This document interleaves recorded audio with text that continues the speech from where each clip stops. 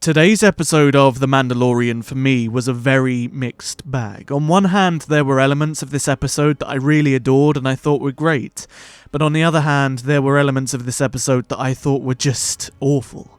And this largely kind of sums up my opinion of the show as a whole. It's just markedly hit or miss. And you know, that's normal for a big show. You can't expect every episode to be exceptional.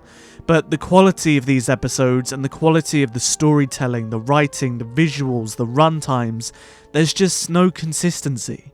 There's a number of creative decisions made not just in this episode but every single one so far that I just don't really vibe with, and I feel we're halfway into the season now and it's rather directionless, and I'm genuinely a bit worried for the show as a whole.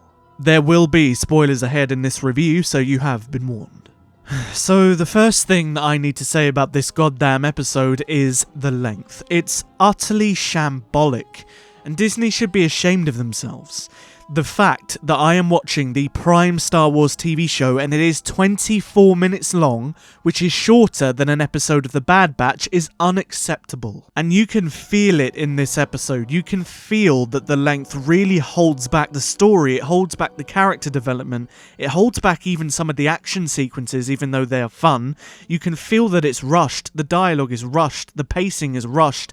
And when you hear that they're actually cutting the budgets for future Star Wars shows, I don't even know what to say really to that. I'm so tired of pointing this out every week and being proven right that it damages the story every week, and they're only going to make it worse. I don't know. So this episode starts out with an opening sequence where there is this big wide shot of these Mandalorians training next to the same lake they were all attacked by a giant monster in episode 1.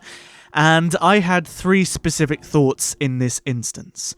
My first thought was, this reminds me a lot of Knights of the Old Republic 2. Not visually, but just kind of story-wise. It reminded me quite heavily of the sequence on Duxon, where you are witnessing all of these Mandalorians train in a variety of ways. For example, the dueling ring, or just the general training areas in the camp. My next thought was, why are you all next to this lake again, especially after you recently had a load of Mandalorians died after getting attacked by a giant crocodile monster? And 3, this looks really quite poor visually. There was something so off about the initial few shots of the lake, and I couldn't help but think to myself, this looks really cheap, and it legitimately looks like something you would see in a Star Wars fan film on YouTube. And that is not to disrespect some of the incredible work that many fans put into their fan films, but fan films are notably limited. Fan films don't have huge budgets. Fan films aren't made by Lucasfilm and Disney. And so when they don't look masterful or of high quality visually, you can certainly overlook that. But when fan films are genuinely looking better than something that is a prime Star Wars TV show, you have to wonder what the hell is going on. For example, the shot of the Mandalorians flying in on their jetpacks over the lake. The way they just landed was so stiff and so awkward, and the CGI just looked wrong. There was a Mandalorian shooting a blaster into the water at the very beginning, and there was just something about it that just looked off to me. And I don't know what was going on with this entire sequence, but it just rubbed me the wrong way from a visual perspective. Anyway, Bo-Katan is walking around and she's basically observing everything that's going on, and she's watching all of these Mandalorians train, and she goes and checks up on Grogu, who's playing around with these little crab things next to the water. Then Din picks him up and puts him in a dueling ring with another Mandalorian child, and he tells Grogu about how he needs to do this to become stronger and better, which makes sense, and there's some short but sweet interactions between the 3 characters of Bo, Din, and Grogu here. And the Mandalorian child then tries to insist that Grogu is too small, but of course this is a lesson to that child, who chooses darts as the dueling weapon, and Grogu proceeds to kick his ass. Now, I absolutely love Grogu, however, the way he moves as a puppet does not translate well into any kind of action sequences for me personally.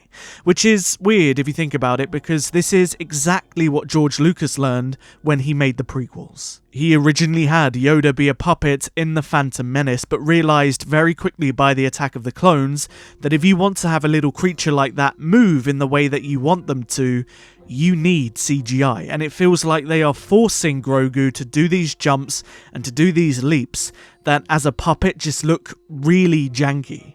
And they really do need to do something at some point. They really need to move past the puppet and make certain elements of his movements CGI, otherwise it's going to constantly look like it's a toy on a piece of wire being flung around. So the kid learns his lesson, but of course the Mandalorians as a whole do not, because, just like in episode 1, a monster, this time from the sky, swoops in, picks up the child, and takes him back to the lair. Din and Paz then chase the monster, but their jetpacks run out of fuel, and instead Bo-Katan scouts the lair and puts together a hunting party to go and rescue the boy.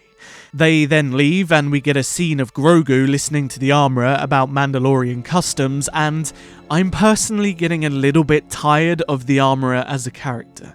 And this is mainly because she doesn't exist to do anything other than be a walking piece of exposition. The armourer as a character hasn't changed or developed in any way since she first appeared in The Mandalorian.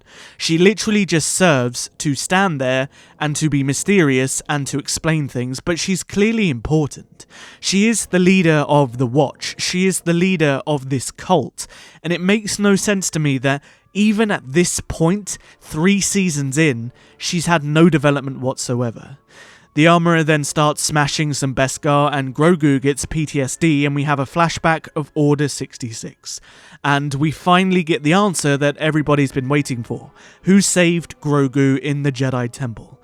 Now, I honestly really did expect them to sell out here and to pander to the fan theories to drive some internet shock. I was fully expecting something like Mace Windu or an iconic Legends character or Barriss Offee maybe to show up and save the day. But I was really happy with the character they chose. As a bunch of Jedi fight off the clones, Grogu is pushed into an elevator, and when the elevator doors open, it's revealed to be Kelleran Beck, who is played by Ahmed Best, who played Jar Jar Binks in The Phantom Menace. Now, this specific character has appeared in another Star Wars project, which was the Jedi Temple Challenge, and he was basically set up to be a supervisor for all of the Padawans and the younglings as they went through their training. I really did think this was a great decision because it made sense within the story. It made sense on a character level that the man that constantly looked over the Padawans was the man to try and save as many Padawans as he could. And I think it was a very bold and I think it was a very brave creative decision, and I respect and appreciate it a lot. Kelleran then fights off a bunch of clones in an action sequence which I thought was very fun to watch. He then jumps on a speeder bike and it moves into a chase sequence throughout the city of Coruscant, which on a visual level looked spectacular. It felt grandiose. It felt like something that had come straight out of the prequels, and there were some exceptional shots too, such as the burning Jedi Temple behind him as he flew away. Then, after managing to outrun the Republic gunships that were chasing him, Kelleran lands on a platform where there's a bunch of Royal Naboo security forces and a fancy chrome Naboo starship waiting for him, but they get attacked by the clones, and he gets in with Grogu and he flies away. We then go back to the present, and the armourer gives Grogu a metal chest plate that she puts on him and says, "These are basically your first steps into becoming a Mandalorian." And then we fly to this mountain with the rest of the Mandalorians, and they camp out under the nest because they don't want to use their jetpacks to disturb the creature, and so they're all singing Kumbaya around the fire, and there's little snippets of dialogue that just expand the Mandalorian culture a tad. And then we have this sequence where they're climbing up the mountain, which again I thought looked really cheap, much like earlier parts of the episode. They then get to the top and there is this big nest, and they jump into the nest, and Din uses his heat sensor in his helmet to pick up the area where he thinks the child is. So Paz Vizsla reveals that it's his son, and he runs into this area, but it turns out this heat signature was just a load of baby flying monsters, and then the big mama flying monster comes in and drops the actual Mandalorian child into the nest and starts attacking them. And I was thinking to myself, okay, we've had this whole sequence where the Mandalorians are singing Kumbaya around the fire, all because they didn't want to disturb the raptors, but it turns out this mother raptor didn't even come home, and the Mandalorian child was in its mouth throughout the whole night. Okay, whatever. But with that said, I thought the Raptor Monster on a visual level looked pretty damn good. I actually thought they looked significantly better than the crocodile in the first episode, and I think the close-ups were actually puppetry. I don't think they were CGI, but I could be wrong. But I love their designs. I thought they were great. They then chased the Raptor Monster through the canyons and over the lakes, and yeah, this whole sequence was fun. It was great to watch. And they then take the monster out, which falls into the lake below, and the raptor then gets eaten by one of the monster crocodiles that we see in the first episode. They then fly back and they land the gauntlet, and all of the Mandalorians come out with the saved child, and it's all happy days. And then 3 baby raptors all come waddling out of the starship as Bo-Katan says they need to be trained as foundlings. Now, one part of me thought this was actually really quite creative and funny, and there's also some foreshadowing here. I thought it was really quite sad to show these baby raptors kill the mother and then just abandon them, but I'm really glad that they chose to do something with them, and although I don't think it's confirmed in any way, I think these are likely going to be Shriek Hawks, which are from Legends, and they have some considerable relevance in Mandalorian culture. But there was also that logical side of me thinking, how are these 3 huge baby bird monsters fitting in the gauntlet starfighter with 15 other Mandalorians or so? In terms of scale, these things just didn't fit in the ship, not with all of these other Mandalorians too, and it just looked a bit weird as they came waddling out. But you know, whatever, I thought the whole sequence was really kinda cute. Bo-Katan then gets praised and she goes off with the armorer and she gets a new shoulder pad made for her because hers broke off in the battle with the Shriek Hawk monster raptor. And she then does something that's really confusing to me and doesn't really make sense with her character. She asks the armorer to make the shoulder pad with the insignia of the Mythosaur imprinted on it, and then she randomly tells the armorer that she's seen a real Mythosaur. Now, remember, Bo-Katan refused to tell Din, who actually doesn't want anything to do with the role of Mandalore, but she's willing to tell the leader of a cult that she hated 3 episodes ago that she discovered the monster that is the symbol of Mandalore's future. And then the episode ends. For me, this was a really strange decision from the character, and a decision that isn't really consistent with her actions so far in the show. Now, yeah, they are showing that Bo is having a bit of an identity crisis, and she likes being around these Mandalorians because it makes her feel at home, but the identity crisis comes from the fact that these Mandalorians aren't the Mandalorians that she knows and loves. Now, I thought that was going to be an interesting plot point in how she deals with that psychologically, but to do that in any kind of compelling way, you need to show Bo-Katan's mental state slowly deteriorating in regards to her identity. They needed to show Bo-Katan slowly coming to in regards to the Watcher's ways. You need to have her having conversations, you need to have her seeing the way these Mandalorians exist, and in this case there was no real dialogue, there was no real substance or nuance, and it wouldn't have made a difference what they wanted to do anyway because the episodes are so damn short, but the only thing she really does is see the Mandalorians train on the beach. That's about it.